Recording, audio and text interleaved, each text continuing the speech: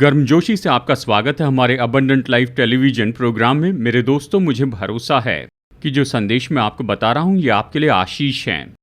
कृपया स्क्रीन पर दिए हुए मेरे व्हाट्सएप नंबर को नोट कीजिए, मुझे अपना फीडबैक, अपने सुझाव भेजिए और साथ ही मुझे अपने प्रार्थना निवेदन भेजिए। हमारे पास अच्छी प्रेयर टीम है जो हमेशा प्रार्थना करती है। हम आपके लिए प्रार्थना करेंगे और हम आपको जानकारी देंगे कि हमने आपके लिए प्रार्थना की है। इस समय मेरे संदेश का शीर्षक है परमेश्वर के वचन के द्वारा फलवंत जीवन।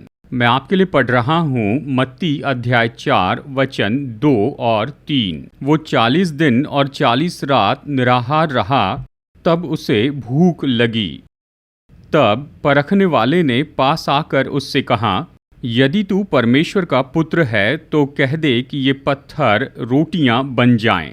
यीशु ने उत्तर दिया, लिखा है, मनुष्य केवल रोटी ही से नहीं परंतु हर एक वचन से जो परमेश्वर के मुख से निकलता है जीवित रहेगा। हम सब जानते हैं कि ये एक ऐसी परीक्षा थी जिसका यीशु ने सामना किया। जैसे वो 40 दिनों तक उपवास करते रहें उसके आगे की सेवकाई के लिए। यीशु का जीवन, उसकी शिक्षा, उसके चमत्कार, उसकी चंगाई और आखिरकार क्रूस पर मरने के लिए जाना मनुष्य के पापों के प्रायश्चित के रूप में, और आखिरकार उसका पुनरुत्थान। शैतान यहाँ पर यही करने की कोशिश कर रहा था। शैतान यीशु से कह रहा था, तुम भूखे हो, क्यों न तुम इस पत्थर को रोटी बनाकर खा लो और अपनी भूख मिटा दो।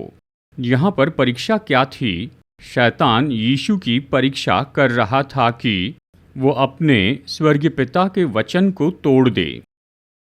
स्वर्गीय पिता का वचन ये था कि वो मानव रूप ले ले और 3.5 साल तक सेवकाई करे और आखिरकार वो क्रूस पर मर जाए और पुनरुत्थान के द्वारा तीसरे दिन जी उठे और फिर स्वर्ग में उठाए जाए। ये सब तो उसके स्वर्गीय पिता का वचन था। शैतान यही करने की कोशिश कर रहा था। तुम क्यों अपने स्वर्गीय पिता की सुनना चाहते हो? ये तुम्हारे लिए मुश्किल मार्ग है, क्यों न तुम मेरी सुन लो। इन पत्थरों को रोटी बनाकर खा लो और अब से आगे केवल मेरी सुनना। यीशु शैतान की इस परीक्षा में नहीं गिरे। इसके बजाय यीशु ने प्रत्युत्तर दिया। अद्भुत प्रत्युत्तर में ये कहा, मनुष्य केवल रोटी ही से नहीं परंतु हर एक वचन से जो परमेश्वर के मुख से निकलता है जीवित रहेगा। ये तो स्वयं यीशु के जीवन में पूरा हुआ था, क्योंकि यीशु ने खुद को अपने स्वर्गीय पिता के वचन में रखा था। जिस दिन से उसने मानव रूप लिया तब से उठाए जाने के दिन तक उसका जीवन तो 100% फलवंत हो गया। कैसे? क्योंकि उसने अपने स्वर्गीय पिता के वचन को पूरा किया।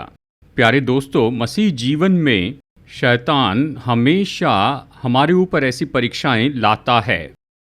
अगर आप ध्यान से सुने और ध्यान से देखें, ये तो बिल्कुल वही परीक्षा थी जो शैतान ने आदम और हव्वा की थी। शैतान ने हव्वा से कहा, तुम क्यों अपने स्वर्गीय पिता के वचन को मानना चाहते हो? तुम मुझे सुनो, मैं तुम्हें सत्य बता रहा हूँ। तो हव्वा ने परमेश्वर की आज्ञा को तोड़ दिया और शैतान के शब्दों को सुना और गिर गई। लेकिन दूसरे आदम हमारे प्रभु यीशु मसीह अच्छे से जानते थे कि वो शैतान को अनुमति नहीं देंगे कि इस परीक्षा में उसे नीचे गिरा दे। अपने पिता के वचन का इनकार करने के द्वारा तो आप शैतान के शब्दों को सुन रहे हैं। प्यारे दोस्तों, जैसे हम अपने मसीह जीवन में आगे बढ़ते हैं तो हमें सचेत रहना है। पवित्र आत्मा हमेशा हमें परमेश्वर का वचन देता है, संदेशों के द्वारा, बाइबल पढ़ने के द्वारा, टीवी के संदेश के द्वारा, और आज पूरे मानव इतिहास में पहले से ज़्यादा परमेश्वर का वचन घोषित किया जाता है। शैतान तो यही करता है, परमेश्वर का वचन मत सुनिए, ये मुश्किल मार्ग है, मेरे शब्दों को सुनो, मैं तुम्हें आसान मार्ग बताऊंगा। और बहुत से विश्वासी इन परीक्षाओं में गिर रहे हैं। वो प्रभु वचन को अनदेखा कर रहे हैं और शैतान के शब्दों के पीछे चल रहे हैं। तो क्या होता है? जब कोई व्यक्ति शैतान के शब्दों का पालन करता है तो उसका जीवन तो पूरी तरह बर्बाद हो जाएगा, नाश हो जाएगा। परिवार, और उसके संबंध, जवान लोग, यहाँ तक कि परमेश्वर के दास नाश हो रहे हैं शैतान के उन गलत शब्दों को सुनने के द्वारा। उसके मार्गों पर चल रहे हैं और खुद को नाश कर रहे हैं। इस परीक्षा के द्वारा आज हम क्या सीख रहे हैं? जैसे हम अपने मसीह जीवन में आगे बढ़ते हैं, शैतान की कभी मत सुनिए। वो आपको हमेशा ऐसा कुछ बताएगा जो परमेश्वर के वचन के विरुद्ध में है। वो आपको हमेशा कुछ बताएगा जो आपको विनाश में लेकर जाएगा, समस्याओं और मुश्किलों में भी। इसके बजाय अपने पूरे जीवन भर हमें परमेश्वर के वचन का पालन करना है, फलवंत जीवन के लिए। यीशु बिल्कुल यही तो कह रहे थे, मनुष्य केवल रोटी ही से नहीं परंतु हर एक वचन जो परमेश्वर के मुख से निकलता है जीवित रहेगा। मेरे प्यारे दोस्तों, परमेश्वर का वचन हमें इस पृथ्वी पर सबसे ज़्यादा फलवंत जीवन देता है। जो गलती ये संसार कर रहा है, और शायद बहुत से विश्वासी यही तो कर रहे हैं, वो सोचते हैं कि जीवन तो केवल खाने के बारे में है, भौतिक वस्तुओं को प्राप्त करना और अच्छा बैंक बैलेंस होना। देखिए, इन बातों में कुछ गलत नहीं है। इस संसार की चीज़ें या आपको कुछ ऐशो आराम दे सकती हैं, कुछ सुविधाएं दे सकती हैं, लेकिन यह हमें फलवंत जीवन नहीं दे सकती। केवल परमेश्वर का वचन ही हमें फलवंत जीवन दे सकता है दोस्तों। तो पवित्र आत्मा हमसे इस समय यही कह रहा है, परमेश्वर के वचन को सबसे ज़्यादा महत्व दे। प्रतिदिन बाइबल पढ़ते चले जाएं, हर रविवार चर्च में जाएं और पास्टर के द्वारा दिया गया वो संदेश सुन ले। और टेलीविज़न पर हम बहुत से ऐसे अद्भुत संदेश सुनते हैं। अब बात तो ये है, केवल सुनिए नहीं, उसे समझिए कि आप क्या सुन रहे हैं, और फिर दूसरी बात है उसका अनुकरण करें। जिस पल हम परमेश्वर के वचन के अनुसार करते हैं, परमेश्वर के वचन को पूरा करते हैं, तो हम पाएंगे सबसे उत्तम जीवन, बहुतायत का जीवन और फलवंत जीवन यहाँ इस पृथ्वी पर। मैं इस संदेश में आपको और गहराई में ले जाना चाहता हूँ और बताना चाहता हूँ कि कैसे परमेश्वर का वचन हमें देता है फलवंत जीवन हमारे जीवन के 3 क्षेत्रों में। ये सुंदर अध्ययन है, शायद आपने ये पहले कभी नहीं सुना होगा, पर ये बहुत महत्वपूर्ण बातें हैं। ये बहुत ही अर्थपूर्ण है और इसी के साथ में ये बहुत ही अर्थपूर्ण हैं। नंबर 1, परमेश्वर का वचन हमें शारीरिक रूप में फलवंत जीवन देता है। मतलब शरीर फलवंत होना चाहिए, हमारा मानवीय शरीर। और परमेश्वर का वचन हमें सबसे उत्तम मानवीय शरीर देता है, सबसे उत्तम शारीरिक जीवन देता है। मैं आपको कुछ बातें बताना चाहता हूं जो कि बिल्कुल सत्य है। हमें परमेश्वर का वचन उपयोग करना है, केवल उन बातों में नहीं जिनमें अब तक उपयोग करते आए हैं, पर हमें परमेश्वर के वचन का उपयोग करना है हमारे शरीर में, हमारे शारीरिक जीवन में। कैसे परमेश्वर का वचन हमें एक उत्तम देह देता है, एक उत्तम शारीरिक जीवन देता है। नंबर 1, परमेश्वर का वचन हमें बताता है कि क्या खाना चाहिए और क्या नहीं खाना चाहिए। 1 कुरिन्थियों अध्याय 10 वचन 23। सब वस्तुएं मेरे लिए उचित तो हैं, परंतु सब लाभ की नहीं। जब आप इस वचन के संदर्भ को देखते हैं, यहाँ पौलुस भोजन के बारे में कह रहा है जो झूठे बुतों को दिए गए हैं, और अंत में वो ये कहता है सारे भोजन तो ठीक हैं, खा सकते हैं, लेकिन सारे भोजन लाभदायक नहीं होते हैं। कितना महान सत्य है।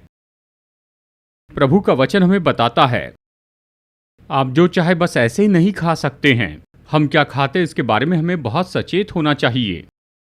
खैर, डॉक्टर हमें बताते हैं कि बहुत ज़्यादा फैट वाला भोजन न करें, ज़्यादा नमक वाला भोजन न करें, या शुगर वाला, कार्बोहाइड्रेट्स और ये सब।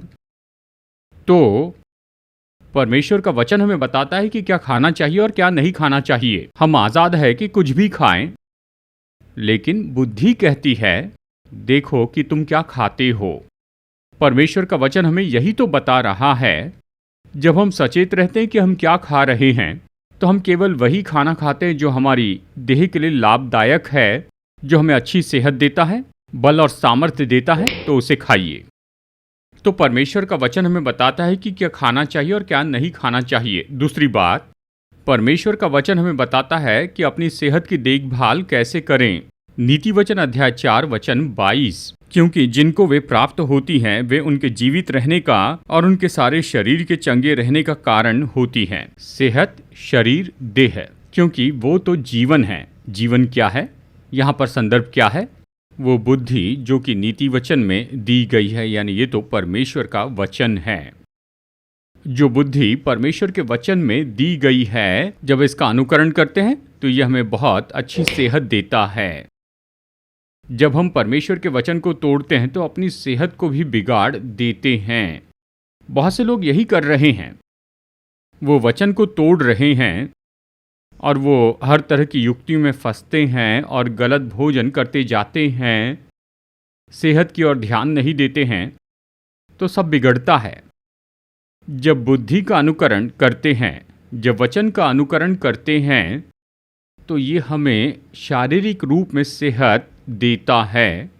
यहाँ एक और बात देखिए, परमेश्वर का वचन हमें देते जाता है वो सारी चीज़ें जो हमें संसार में ज़रूरी हैं। मत्ती अध्याय 6 वचन 33 कहता है, इसलिए पहले तुम परमेश्वर के राज्य और उसके धर्म की खोज करो तो ये सब वस्तुएं तुम्हें मिल जाएंगी। वाह! वचन का पालन कीजिए, उसके राज्य को खोजिए, उसकी धार्मिकता खोजिए, उसकी आज्ञाओं को खोजिए, पवित्र बनिए, प्रभु वचन को पूरा कीजिए। तो यहाँ पर यीशु हमें ये प्रतिज्ञा देते हैं, तुम्हारा स्वर्गीय पिता तुम्हें वो सब देगा जिसकी ज़रूरत है और तुम्हें इसके बारे में चिंता नहीं करनी होगी। इन दिनों में बहुत से प्रचारक हमेशा आशीष के बारे में कहते हैं। आशीष के बारे में कहने की ज़रूरत ही नहीं है, ये तो केवल स्वर्गीय पिता का काम है। हमारा काम है कि परमेश्वर के राज्य को खोजते जाएं और वचन को पूरा करें, उसकी धार्मिकता को पूरी करें, तो अपने आप ही परमेश्वर वो सब देंगे जो हमें चाहिए, बिना किसी कमी के, बिना किसी घटी के। और फिर एक और बात है जो परमेश्वर का वचन हमें आशीष में देता है, और वो है परमेश्वर का वचन हमारी देह को तैयार करता है हमारे रैप्चर के लिए और हमारे अनंत काल के लिए। इस अद्भुत वचन को सुनिए, 1 कुरिन्थियों अध्याय 15 वचन 38। परंतु परमेश्वर अपनी इच्छा के अनुसार उसको देह देता है और हर एक बीज को उसकी विशेष देह है। देखिए, जिस देह में हम रहते हैं ये बहुत ही अनमोल है। ये यहीं खत्म नहीं होती, हमारे मरने के बाद आत्मा यीशु के पास जाती है, देह दफनाई जाती है, लेकिन रैप्चर के समय में आत्मा आती है और देह के साथ जुड़ जाती है और फिर महिमा में देह उठती है। कौन सी देह? यही देह जो अभी आपके और मेरे पास में है। यही गुण और यही ढांचा और यही रंग और यही देह। तो हमें अपने शारीरिक देह को बचा कर रखना होगा हमारे रैप्चर के लिए। इसे कैसे करेंगे? वचन का अनुकरण करें।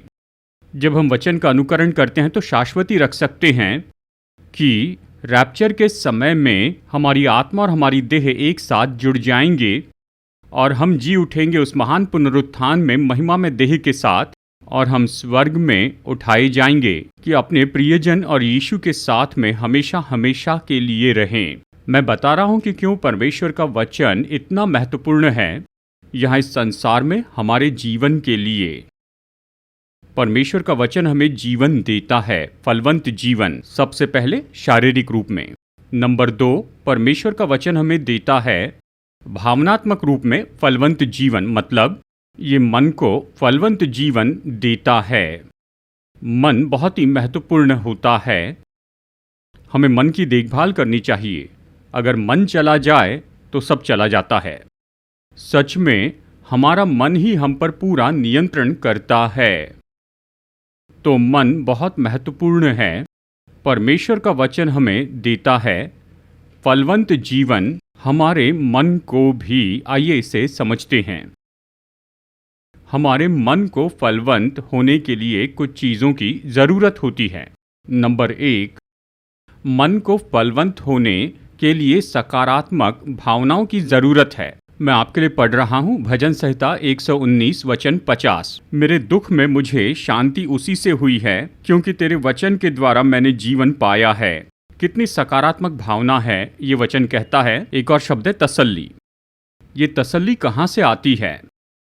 जब हम समस्याओं और मुश्किलों और तनाव में से होकर जाते हैं, चिंताएं, डर और निराशाओं से, हमें तो तसल्ली परमेश्वर के वचन से मिलती हैं।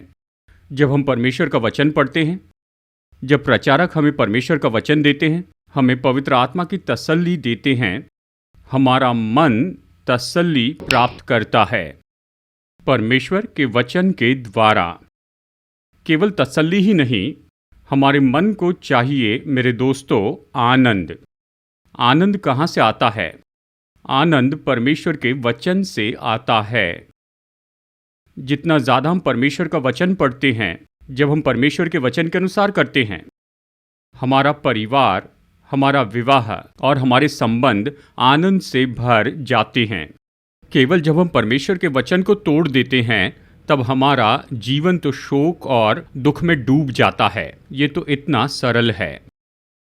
मैं ऐसी बहुत सी सकारात्मक भावनाएं बता सकता हूँ, जैसे भविष्य के लिए आशा। ये आशा कहाँ से आती है? परमेश्वर के वचन से। हमें जीवन में प्रोत्साहन की ज़रूरत है, ये कहाँ से मिलता है? परमेश्वर के वचन से। तो परमेश्वर का वचन हमें सकारात्मक भावनाएं देता है, और वो सकारात्मक भावनाएं हमें फलवंत जीवन देती हैं। मन को एक और चीज़ की ज़रूरत है। मन को सत्य जानने की ज़रूरत है। सत्य को मन से ही पहचानते हैं। यूहन्ना अध्याय 17 वचन 17। सत्य के द्वारा उन्हें पवित्र कर, तेरा वचन सत्य है। हमारे प्रभु यीशु मसीह की ये महान महायाजक की प्रार्थना है। क्रूस पर जाने के पहले और पुनरुत्थान और स्वर्ग में उठाए जाने के पहले अपने पिता से महायाजक की प्रार्थना की। उसने कहा कि हे पिता, मैंने आपकी इच्छा से इन 12 को चुना है। मैंने इन्हें अच्छी ट्रेनिंग दी है। आपने मुझे जो महिमा दी वो इन्हें दी, और साथ ही मैंने इन्हें ये वचन दिए हैं जो कि आपने मुझे दिए हैं, और यही वचन तो सत्य है। परमेश्वर का वचन ही सत्य है। वो इसे इतना महत्व क्यों देते हैं दोस्तों? इसे गौर से सुनिए। सत्य तो यहाँ पृथ्वी पर अच्छा जीवन है। असत्य ये जीवन नाश कर देता है। अगर कोई सुंदर जीवन चाहता है, संयम का मन, फलवंत मन चाहता है, तो ये मन इस सत्य से भरा होना चाहिए जो कि परमेश्वर के वचन में दिया गया है। खास करके यीशु ने स्वयं कहा, मैं ही मार्ग, सत्य और जीवन हूँ। हाँ, यीशु ही सत्य है। तो हमारा मन भरा होना चाहिए यीशु मसीह के सत्य से। हमें पूरी तरह से भर जाना चाहिए प्रभु यीशु मसीह के सत्य से।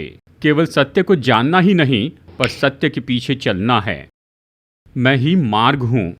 यीशु ही सत्य के लिए मार्ग हैं, और वो सत्य हमें इस पृथ्वी पर अच्छा जीवन देता है और स्वर्ग में अनंत जीवन देता है। ये तो सुंदर है। परमेश्वर का वचन हमें सत्य देता है। यह ऐसा क्यों है दोस्तों?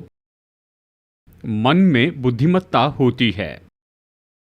सत्य को केवल बुद्धिमत्ता के द्वारा ही पहचाना जा सकता है, यानी परखना। ये तो मन का काम होता है।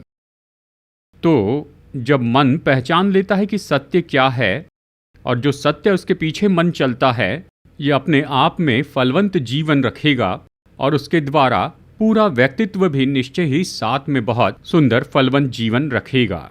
और तीसरी चीज जो मन को चाहिए वो है बुद्धि। बुद्धि का संबंध मन से है। मैं पढ़ रहा हूँ नीति वचन अध्याय 6 वचन 23। आज्ञा तो दीपक है, और शिक्षा ज्योति, और सिखाने वाले की डांट जीवन का मार्ग है। वाह! जो आज्ञाएं हैं ये तो परमेश्वर की बुद्धि है। हमारे पास बाइबल में जो है ये तो परमेश्वर का वचन है। ये तो जीवन की बुद्धि है। जब हम वचन के अनुसार करते हैं तो हम बुद्धि पाते हैं।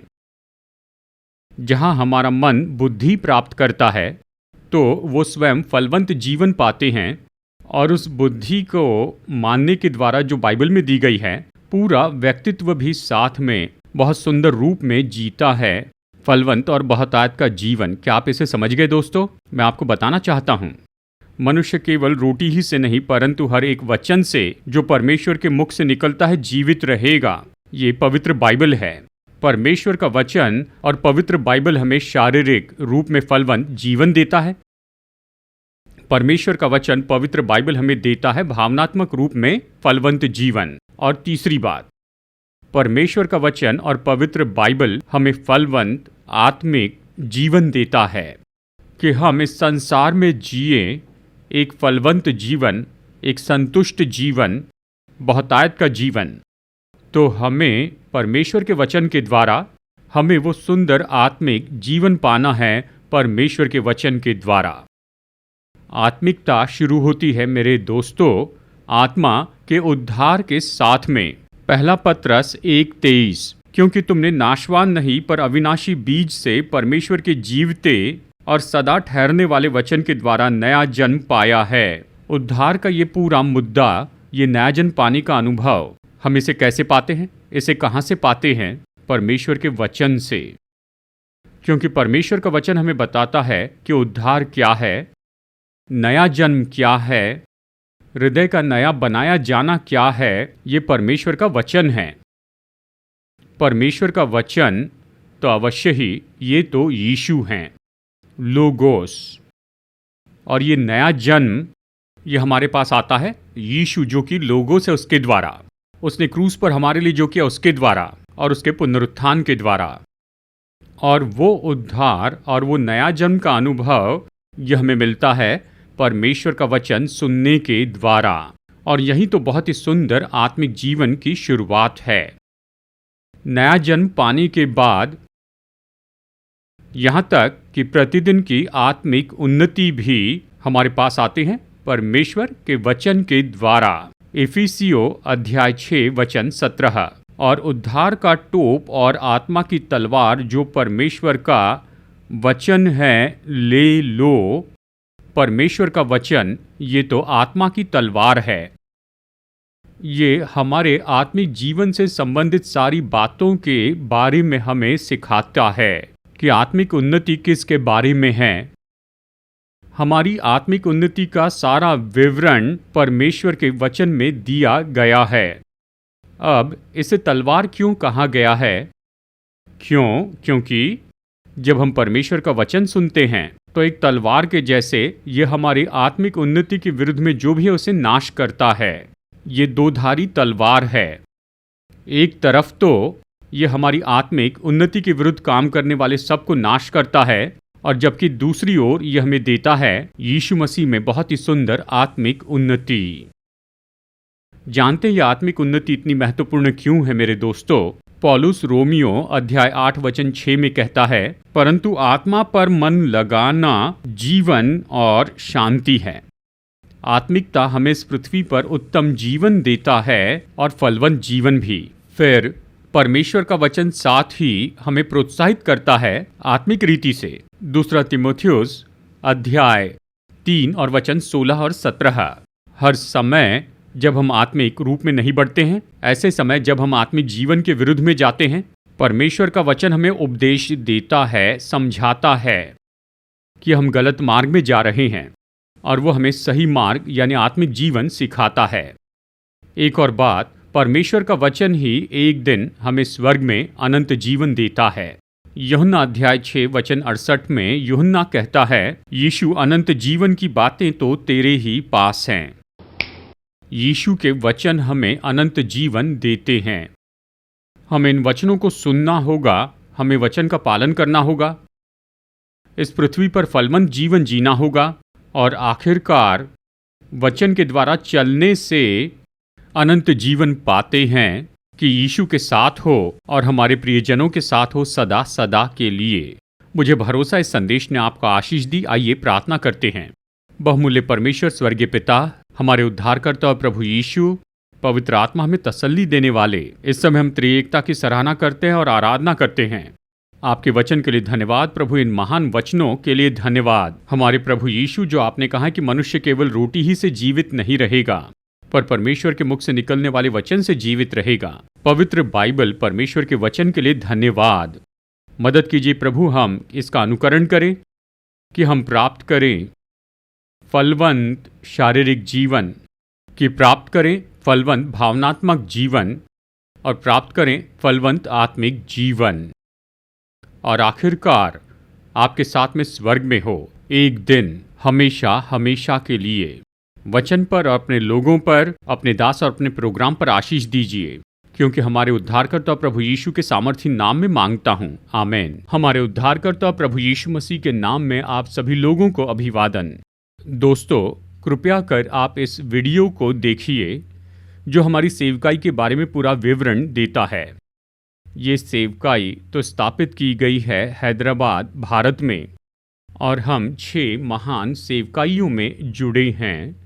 नंबर 1, मैं टीवी पर आता हूं और 5 भाषाओं में वचन का प्रचार करता हूं, इंग्लिश, हिंदी, तमिल, मलयालम और तेलुगु में। लाखों लाखों लोग इन संदेशों को सुन रहे हैं और वो उद्धार पा रहे हैं और विश्वासी अपने विश्वास में बल पा रहे हैं। और हमारी दूसरी सेवकाई है प्रचार की सेवकाई, जहां मैं बहुत सी जगहों पर जाता हूं, केवल भारत में ही नहीं लेकिन विदेशों में भी। और इस प्रचार की सेवकाई के द्वारा सभी चर्च के विश्वासी परमेश्वर के वचन के द्वारा बल पाते हैं। हमारी तीसरी सेवकाई तो पास्टर्स के लिए कॉन्फ्रेंस हैं। हर साल हम पास्टर्स के लिए 2 कॉन्फ्रेंस करते हैं। लगभग 130 पास्टर्स आते हैं, सभी अलग अलग प्रोटेस्टेंट चर्च से, और 4 दिनों तक हम उन्हें मसीह सेवकाई के अलग अलग दृष्टिकोण के बारे में ट्रेनिंग देते हैं। हम उनकी यात्रा का खर्च चुकाते हैं, रहने खाने की सुविधा देते हैं, हम उन्हें किताब भी देते हैं और साथ ही हम उन्हें नए कपड़े भी प्रदान करते हैं जैसे वो अपने घर लौटते हैं। और चौथी सेवकाई है एमोरी मिशन हॉस्पिटल, जिसके द्वारा हम अद्भुत सेवकाई कर रहे हैं। ऑर्थोपेडिक में, गायनेकोलॉजी और ऑब्स्टेट्रिक्स में बहुत से गरीबों की सेवा करते हैं। हर महीने हजारों गरीब ऐसे मरीज पा रहे हैं बहुत ही उत्तम मेडिकल सहायता इस एमोरी हॉस्पिटल द्वारा। नंबर 5, हमारे 3 अच्छे चर्च हैं जिनके द्वारा हम अच्छी सेवकाई कर रहे हैं और बहुत से लोग अपना जीवन प्रभु को दे रहे हैं। और इन चर्च में प्रभु का वचन प्रचार किया जाता है। ये इन्हें बल देता है और इनकी मदद करता है कि अपने आत्मिक जीवन में बढ़ते जाएं। और हर महीने हम कुछ गरीब परिवारों को ऐसे ही चुनकर उन्हें देते हैं चावल, दाल और दूसरे अनाज। कृपया हमारी सेवकाई के लिए प्रार्थना कीजिए। अगर आप चाहते हैं कि हमारा न्यूज़लेटर पाए जिसका नाम है सीड, तो कृपया अपना पता स्क्रीन पर दिए हुए व्हाट्सएप नंबर पर हमें भेजिए, तो मैं तुरंत ही आपको अपना न्यूज़लेटर भेजूंगा। अगर आप में से कोई हमें कुछ योगदान भेजना चाहता है या एक प्रोग्राम के लिए स्पॉन्सर होना चाहता है, कृपया हमारा QR कोड नोट कीजिए, इसे स्कैन कीजिए और आप हमें ऑनलाइन अपनी भेंट भेज सकते हैं। परमेश्वर आपका आशीष दे, जैसे आप बहुत ही महत्वपूर्ण और कार्यनीति से फलवंत सेवकाई में स्पॉन्सर बनते हैं।